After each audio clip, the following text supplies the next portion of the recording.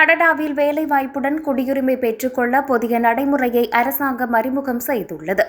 இந்த நடைமுறை எதிர்வரும் 31ஆம் தேதி முதல் நடைமுறைக்கு வரவுள்ளது. இதன் கீழ் வீட்டு பராமரிப்பு பணியாளர்களுக்கான புதிய குடியேற்ற திட்டங்கள் அறிமுகப்படுத்தப்பட உள்ளன.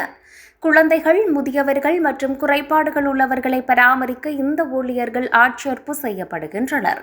குறித்த தொழிலாளர்கள் குடும்பங்களின் வாழ்க்கையை எளிதாக்குவதோடு பொருளாதாரத்தை கட்டியெழுப்பவும் உதவுகின்றனர். வீட்டு பராமரிப்பு பணியாளர்கள் இப்போது கனடாவில் உடனடியாக நிரந்தர வதிவிடத்தை பெறலாம். ஆங்கிலம் மற்றும் பிரெஞ்சு மொழியில் குறைந்த அறிவு மற்றும் குறைந்த கல்வி தேவைகள் வேலை தகமைக்கு போதுமானவை. எனினும் உயர்நிலை பாடசாலை டிப்ளோமா அல்லது அதற்கு மேலுள்ள கல்வி தகமை அவசியம். கனடாவில் முந்தைய தொழில் அனுபவம் தேவையில்லை, ஆனால் தொழிலாளர்கள் 6 மாத பயிற்சி அல்லது வீட்டு பராமரிப்பில் சமீபத்திய அனுபவம் பெற்றிருக்க வேண்டும். தொழிலாளர்கள் தனியார் வீடுகள், சுகாதார சேவைகள் மற்றும் வீட்டு பராமரிப்பு நிறுவனங்களில் வேலைகளை பெறலாம். வேலைவாய்ப்புகள் முழு நேரமாகவும் கியூபெக்குக்கு வெளியேயும் இருக்க வேண்டும்.